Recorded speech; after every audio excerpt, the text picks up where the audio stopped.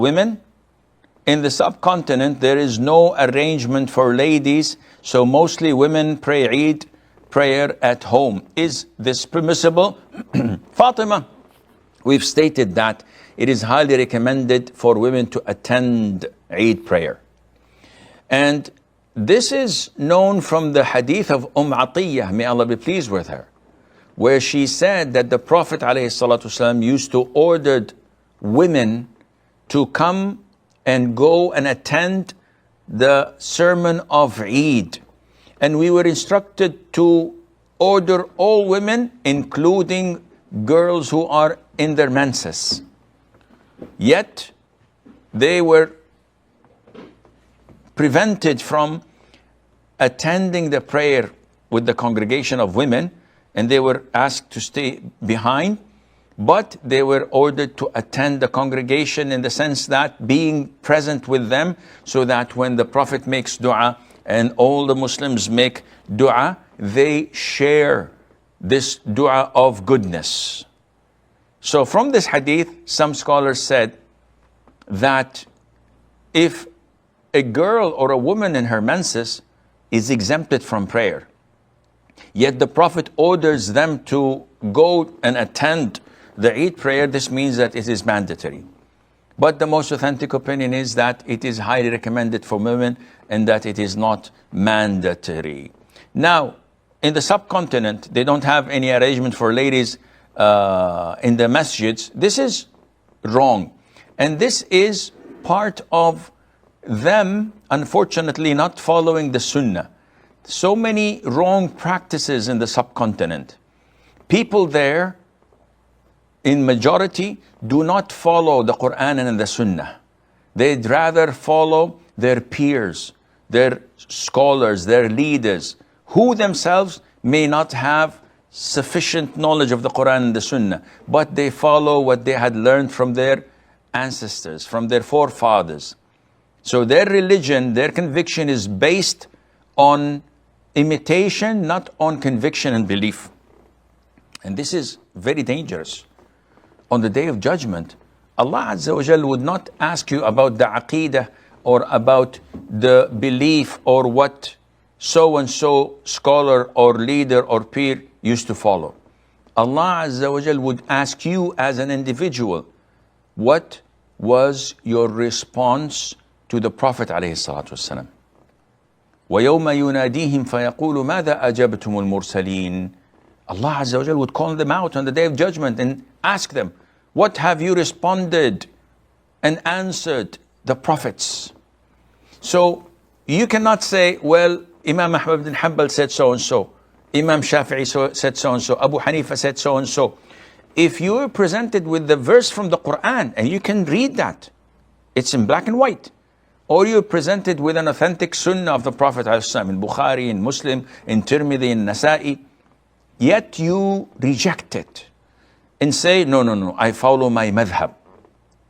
Akhi, if you are a layman and can't differentiate between a verse and a hadith, yes, you go ahead and follow your madhab. But if you're an intellectual person, an educated person, you can do your own research and you are assisted to do so by a scholar or a student of knowledge who has no hidden agenda rather than to show you the right path, then this is definitely unacceptable. So we would urge and call the people and the Muslims all over the world, especially in the subcontinent, where they have strong conviction and belief. They love Allah Azza wa Jal. The Muslims in India, in Bangladesh, in Pakistan, I am so astonished with their commitment to Islam, with their love for this deen. I see them in my masjids here in the local areas when they come out of the masjid and they see someone begging. Never you would find anyone passing by without putting a riyal or something similar to that in the hand of this beggar. Though he is a beggar.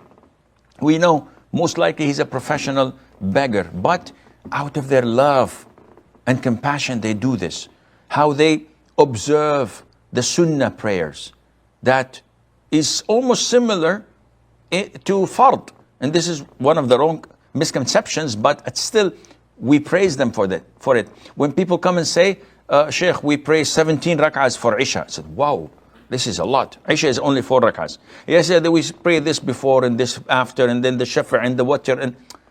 And they put a lot of prayers into one, but they pray it religiously. They are committed to it. So there are so many things that are good about them, but when you don't have commitment to Qur'an and Sunnah, when you don't have full adherence to the Qur'an and Sunnah, this is when shaitan comes. And he distorts Islam. He manipulates people, unfortunately. And this is why the vast majority there are warned of Ahl al-Hadith, of the Salafiyah, of Ahl Sunnah wal Jama'ah. They say don't follow these. They hate the Prophet ﷺ. They hate the madhabs and the school of thoughts and the maslaks. All of this is blatant lies. None of it is correct. But this is pulling the carpet from underneath their feet. Their scholars and their peers and their leaders who are making money out of the masses, when they see that their congregation are following the Qur'an and the Sunnah, this means that they're going to get away from their grip and their control. And this is something they don't want or like. And this is why they warn and they tarnish the reputation of those who follow the Qur'an and Sunnah. And this is wrong. So coming back to your question, women must have a space in the masjids, all masjids, for them to pray. Because the Prophet himself said, alayhi salam, do not prevent women from attending the prayers in the masjids. He's addressing men. Do not prevent women from attending prayers in the masjid. However, he added, alayhi salatu salam, praying home is best for them. So he gave them the choice. You as men do not have the right to prevent them or to say, no, we want the best for them. No, you have to allocate a place in the masjid. And if they want to come, this is their own right. As for Eid prayer, praying it at home is an issue of dispute. The vast majority of schools of thought permit this. So they permit it in the Shafi'i, the Maliki, and the Hanbali school of thought. They all say that if a person, an individual, skips or misses Eid prayer, then he can pray it alone at home. The Hanafi school of thought say that this is not permissible. And Sheikh Al-Islam bin Taymiyyah also agree with that opinion of the Hanafi school of thought.